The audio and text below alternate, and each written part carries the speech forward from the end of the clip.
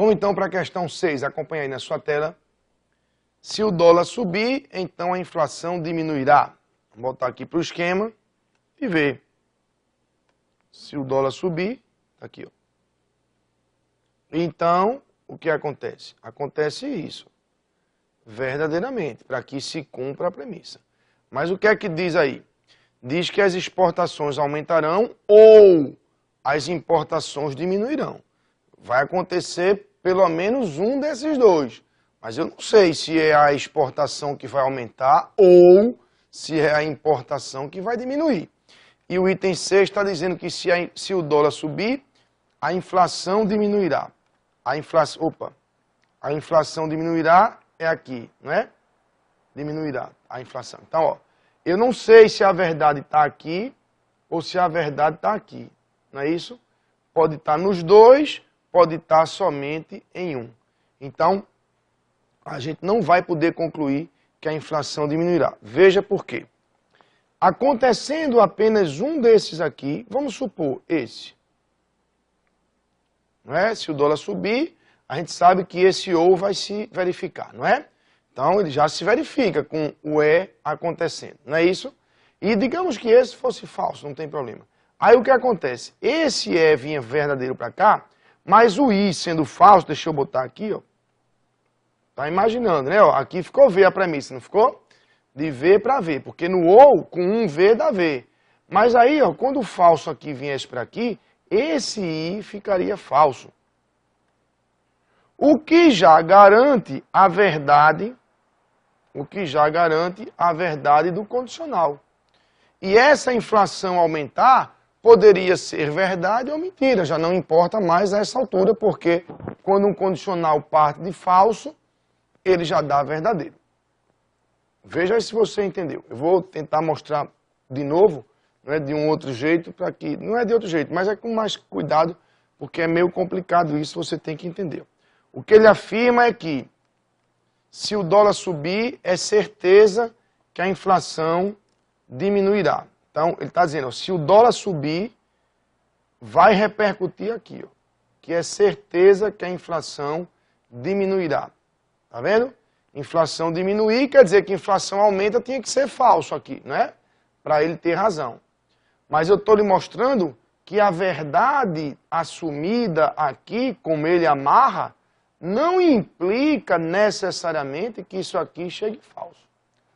Porque isso sendo verdade, obriga que pelo menos um daqui seja verdade. Vai que só é um. Por exemplo, vai que só é esse verdadeiro, que o outro é falso. Não pode não? Pode. Só que quando eles chegarem aqui, ó, para o I vai ficar falso, porque o I exigiria que os dois fossem V. E aí essa premissa fica falsa. Ou, desculpa, esse antecedente fica falso. E para a premissa ficar V, partindo de falso, libera este valor. Não é um condicional que parte de falso, ele pode ter o consequente lá, a chegada verdadeira ou falsa, que não importa mais, já será um condicional verdadeiro. Por isso que não dá para garantir que partindo de que isso aqui é V, vai chegar aqui com o valor de falso. Não sei, pode ser que sim, pode ser que não. Então o item está errado, não é certo que a inflação diminuirá. Ok? Uma coisa, gente, que vocês têm que estar bem atentos é o seguinte, olha aqui para mim, ó, vê. Eu já fiz esse raciocínio umas 2 ou 3 vezes nessa aula. Um condicional que aponta para falso, só fica a ver se partir de falso. Ok? E um condicional que parte de falso, ele já é V, independente do outro lado. Olha aqui na tela, ó, o que é que eu estou falando. Vê.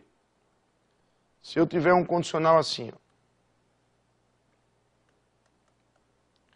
ele aponta para falso, mas ele tem que ser V. Ah, então aqui vai ter que ser falso.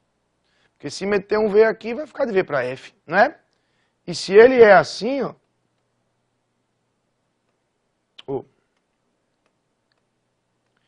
E se ele é assim, partindo de falso, ah, então aqui pode ser V ou F, não importa. Porque de F para V ou de F para F dá verdadeiro do mesmo jeito. Ok? Foi isso aí que a gente fez. Beleza? Então, deixa eu apagar isso aqui. Aqui é item errado. Muito bem. E a questão 7, ainda sobre isso, vai dizer: suponha que o aumento da taxa de juros diminua o consumo e o decréscimo do consumo diminua as importações. Nessa situação, é possível que juros e exportações, aliás, aumentem na mesma época. Então, ele está trazendo mais duas premissas.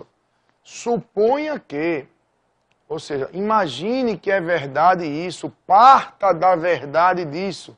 O que é? Que o aumento da taxa de juros diminua o consumo. Então, segura aí, que eu já vou acrescentar ele aqui. Ó. Deixa eu limpar isso tudo aqui, porque a gente aproveita, né, essa codificação que a gente fez aqui. Ó. Ok? Então, vamos lá. Deixa eu botar a cor preta, porque fica melhor.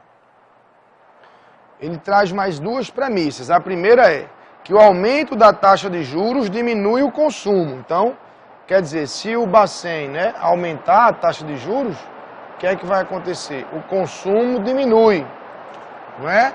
O consumo diminui. E o decréscimo do consumo, ou se o consumo diminuir, o que acontece? Diminui as importações. As importações diminuem.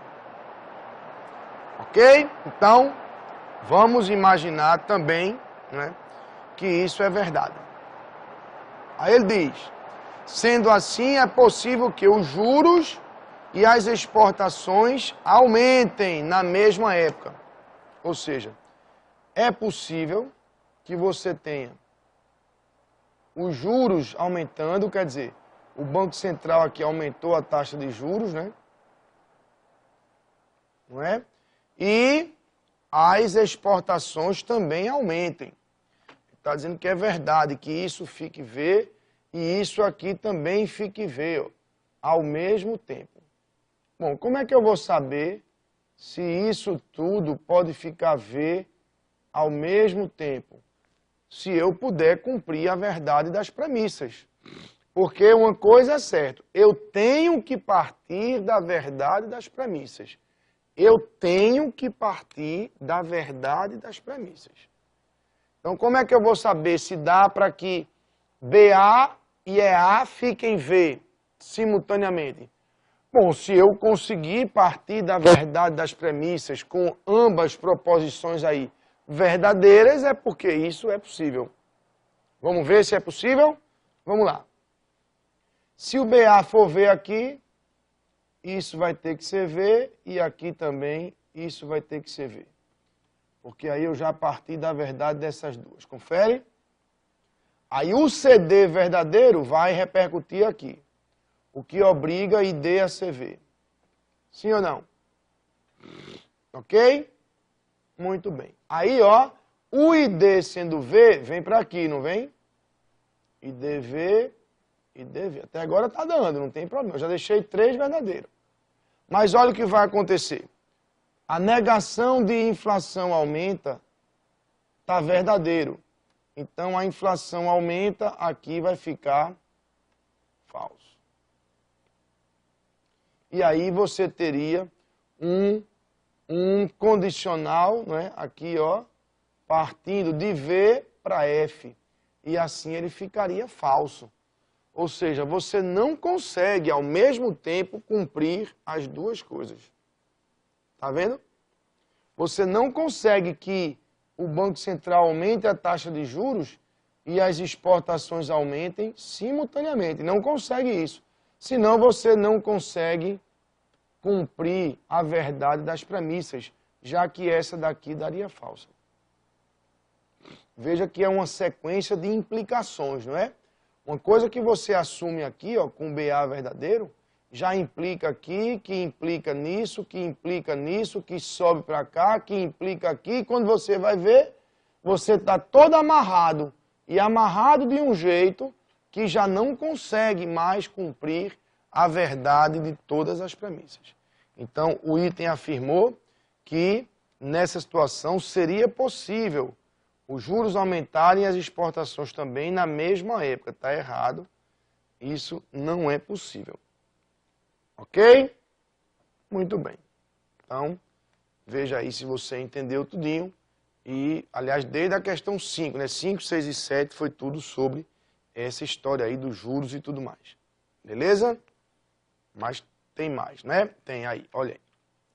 Os clientes europeus de bancos suíços estão regularizando sua situação com o fisco de seus países. É a proposição chamada IP1. IP2, se os clientes brasileiros de bancos suíços não fazem o mesmo que os clientes europeus, é porque o governo do Brasil não tem um programa que os incite a isso. Considerando que as proposições P1 e P2 apresentadas acima sejam premissas de um argumento, julgue os itens a seguir relativos à lógica de argumentação. Então, considerando, né, que P1 e P2 sejam verdadeiras, já que devem ser premissas aí de um argumento. Bom, não estou vendo aí expressões quantificadoras, né? O que eu estou vendo aí é se, então, né, e tudo mais. Vamos lá. Então, vamos configurar, vamos representar com os símbolos, né? Vamos aqui. Vamos usar essa tela aqui. A primeira premissa, veja aí no seu papel, diz que os clientes europeus de banco suíço estão regularizando. Então, os europeus estão. Vou botar assim. De europeu. Eles estão. É uma proposição simples.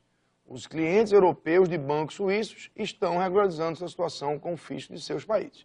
É uma premissa simples. Ok? Não tem conectivo algum aí. P2. Se os clientes brasileiros de bancos suíços não fazem o mesmo, quer dizer, se os brasileiros não estão regularizando as suas contas, então é porque o Brasil não tem um programa que os incite a isso. É porque não há programa. Ok? Então essas são as duas premissas. Os europeus estão regularizando. E a outra, se os brasileiros não estão, então é porque o Brasil não tem um programa para isso. Beleza? Muito bem. Aí o item 8 diz: o argumento formado pelas premissas P1 e P2 e pela conclusão. Pronto, agora ele vai dizer a conclusão. Os clientes brasileiros de bancos suíços não estão regularizando sua situação com o fisco de seu país aqui. Ó. Ele diz que é um argumento válido. Ora, ele diz que é um argumento válido. Então, vamos ver se isso é um argumento válido. Eu tenho que partir da verdade das premissas e ver se a conclusão estará garantida, não é? Bom, partir da verdade das premissas, isso aqui teria que ser, claro, verdadeiro, e essa aqui também teria que ser verdadeira. Só que o condicional verdadeiro pode ser de V para V, pode ser de F para V, pode ser de F para F, cai naquela história. Mas aí, ó, tá tão pertinho aqui da conclusão, tá tão fácil de ver, ó. Imagine que isso aqui fique falso. Olha aí. Eu já cumpri as premissas, não já? Observe, do jeito como eu fiz. Veja se as premissas não estão todas duas verdadeiras. Estão. Não é? A primeira proposição está verdadeira, e a segunda é um condicional que está partindo de falso, então já é verdade. Agora olha como ficou a conclusão. Falsa, não é? Então o que é que eu estou provando aí? Que partir da verdade das premissas nesse argumento não garante se chegar na conclusão. Era aquele caso que a gente comentou, acho que na aula passada, né? De você começar pela conclusão. Tá lembrado? Olha aí. Vamos tentar ver se esse encadeamento, esse argumento aí, admite premissas verdadeiras com conclusão falsa. Se admitir, eu derrubo. Então, a conclusão falsa já fica aqui. Aí eu subo. Quando isso aqui é falso, eu entendo que isso já ficou verdadeiro.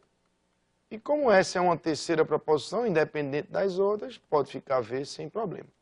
Então veja aqui a mesma coisa, eu consegui, na verdade, configurar esse argumento com aquele formato que o derruba, qual seja, premissas verdadeiras com conclusão falsa. Se o argumento admitir isso aí, então ele não vale. Ok? Portanto, 8 é um item errado. E o 9, o argumento formado pelas premissas P1 e P2 e pela conclusão, os clientes brasileiros de bancos suíços estão em situação irregular com o fisco de seu país, é um argumento válido. Bom, agora ele mudou a conclusão. Ele botou os clientes brasileiros de bancos suíços estão em situação irregular. Estão em situação irregular. Então, você teria aqui, ó, os europeus estão regularizando. Se os brasileiros não estão regularizando, é porque não há um programa que os incite. Ele agora diz que os brasileiros estão irregular. Que os brasileiros estão irregular. Ora, está na cara que eu consigo cumprir as premissas verdadeiras com essa conclusão falsa. Não é verdade? Era só imaginar. Isso aqui, ó, V, já cumpri. Isso V com isso V, já cumpri. E agora, imagino isso F. Olha aí, derrubei o argumento. Derrubei o argumento. O que poderia acontecer aqui era você pensar assim, ó. Jairo, ele diz, a conclusão, os clientes brasileiros estão em situação irregular. Eu podia entender que se eles estão em situação irregular, eles não estão regularizando. Eles não estão regularizando. Bom, olhe para mim aqui, ó. Veja. O fato deles estarem irregulares não quer dizer que eles não estejam regularizando. Eles podem estar regularizando, mas não regularizou ainda. Percebeu? É uma outra proposição. Mas mesmo que você fizesse isso, aí caía no argumento anterior. Veja aqui na tela.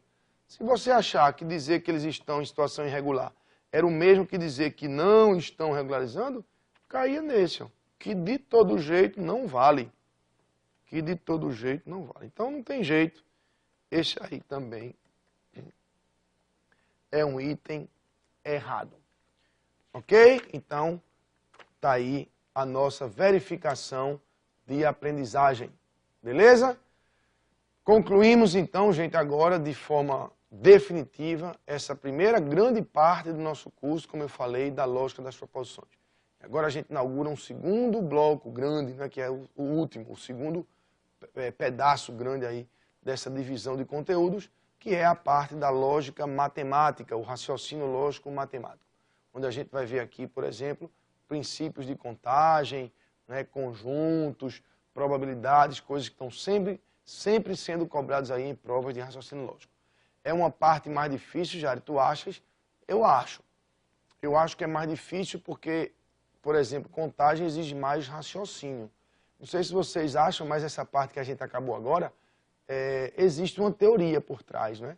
Você estuda a teoria, entende a teoria, aplica e pronto, e acabou-se. Não tem muita dificuldade. Mas no que a gente vai ver agora, não. Exige um bom raciocínio e você tem que estar bem atento agora. Beleza? Tá pronto aí? Posso começar? Então vamos lá. Veja aí na sua tela. Isso é o gabarito, né? Da nossa verificação.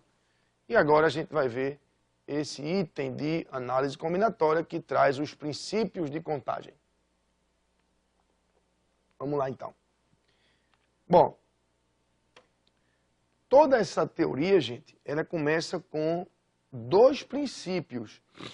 E vocês vão ver que algumas provas nos editais, algumas bancas, né, elas às vezes colocam análise combinatória e às vezes colocam princípios de contagem. Na verdade, você tem que estudar a mesma coisa, não é? Mas tudo começa pelo princípio, né? Olha que coisa linda, já está inventando aí. Ó. Tudo começa pelo princípio. Quais são os princípios de contagem? Para que você entenda de uma forma bem clara, eu trouxe aqui um exemplo, eu trouxe uma situação para que eu possa lhe fazer duas perguntas, ok? Vamos lá. A situação é essa. Você chegou num restaurante e pediu o cardápio, o garçom trouxe e você observou que naquele restaurante tudo que se serve é 3 tipos de carnes e 2 tipos de saladas. Então você olhou, chamou o garçom e disse, meu irmão, cadê o resto do cardápio? Senhor, aqui só tem isso. Ah, então tá bom, beleza. Picanha, maminha e filé, e salada tropical ou salada à moda. Muito bem. Primeira pergunta que eu vou lhe fazer. Ó, primeira pergunta, preste bem atenção. Quantos itens há neste cardápio? Quantos itens? Muito bem, acertou. São 5 itens. Mas eu quero ir além. Por que você somou? Por que você respondeu 5? Certamente porque fez isso. 3, aqui, 3, mais 2, daqui.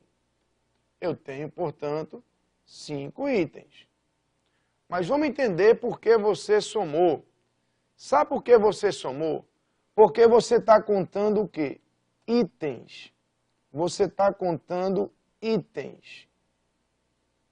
Isso é um item? É 1. Isso é um item? É 2. Isso é um item? É 3. Isso é item? 4. Isso é um item? É 5. Por isso que eu somei, Jairo. Porque você me perguntou quantos itens e eu estava de cara para um monte de itens. Alguns do lado esquerdo do cardápio, outros do lado direito do cardápio, e todo o meu trabalho foi juntar, foi adicionar, totalizar. E esse é o princípio aditivo da contagem. Olha aqui para mim. Ó. Toda vez que você está contando este determinado objeto de contagem, que no caso aqui da questão era um item de cardápio, e você já estiver diante deste objeto, vários itens, ora, é só você contar. 1 item, 2, 3, 4, pronto, contei. Como, por exemplo, eu numa sala de aula. Deixa eu fazer a contagem aqui dos alunos que eu vou pedir uma prova e quero ver quantas eu vou encomendar. Então eu quero contar o quê? Alunos. E o que é que eu tenho diante de mim? Alunos. Ora, é só somar. 1 mais 1, 2, mais 1, 3, mais 1, 4. Não é assim? Contar não é você ir somando os objetos de contagem? Beleza? Entendeu isso aí? É o princípio aditivo de contagem. Agora volte lá no slide para você ver. Segunda pergunta. Quantos pratos? Opa, pratos. Uma carne com uma salada. Ok? Eu sou o cliente e eu é que vou dizer como é que eu quero o prato. O meu prato eu quero consumir, vou pagar, né? Vou pagar, mas eu quero uma carne com uma salada. Muito bem. Então, quantos pratos podem ser montados nesse restaurante? Pense aí um pouquinho. Isso, muito bem. São 6 pratos, mas a pergunta vai mais além. Por que você multiplicou? Certamente você chegou em 6, porque você fez isso. 3 vezes 2, confesse, vá. Não foi isso? Foi, parabéns. Você fez certo, é isso mesmo. É 3 vezes 2, 6. Tá, beleza, mas vamos raciocinar direitinho. Meu Deus, por que que ali eu somei e agora eu multipliquei? Não é? Vê se não cai nisso, né? A gente passa por muito essa situação, né? Olha aqui em mim, ó, vê. Quanta coisa em matemática a gente, né? No raciocínio, eu diria. Termina que você pensa assim. Jairo, eu não sei não por que é que soma, nem por que multiplica não. Mas eu entendo que soma e eu entendo que multiplica. Mas eu não sei explicar por que é não. Sabe por quê? Quando você queria contar itens, você já tinha itens na sua frente. É só contar. E contar é adicionar, é juntar todo mundo. Mas quando eu peço para você contar pratos, você não tinha um cardápio de prato. Prato, entenda. Uma carne com uma salada. Você não tinha isso já prontinho, tinha? Você teve ou terá que construir o seu objeto de contagem. Veja aqui no slide, vai lhe ajudar olhando para aqui. Escutando a minha voz e olhando para o slide, talvez fique melhor. Olha aqui, ó. Quantos o quê? Pratos. Pratos. A pergunta é, isso aqui, sozinho, como está aí sublinhado, isso é um prato como eu quero? Não é um prato como eu quero. Eu quero uma carne com uma salada. Isso aqui é um prato? Não. Isso aqui é um prato? Não. Agora, isso aqui poderá participar de um prato. Com quem? Com a salada tropical ou com a salada à moda. Veja que esse item da carne participaria de 2 pratos, não é? Picanha com salada tropical, 1 prato. Picanha com salada à moda, 2 pratos. Também podia ser maminha, vai que eu quero uma maminha, vamos lá, não é? Maminha com salada tropical ou maminha com salada à moda. Não, eu escolho de picanha, maminha, muita gordura, eu sou atleta, eu quero um filé magrinho. Tá bom, filé com salada tropical ou filé com salada à moda. Veja que você tem, para cada opção de carne, 2 possibilidades de salada. E, gente, olha aqui, ó, olha aqui. Olha essa expressão, para cada. Você tem que lembrar de multiplicação com isso. Vê?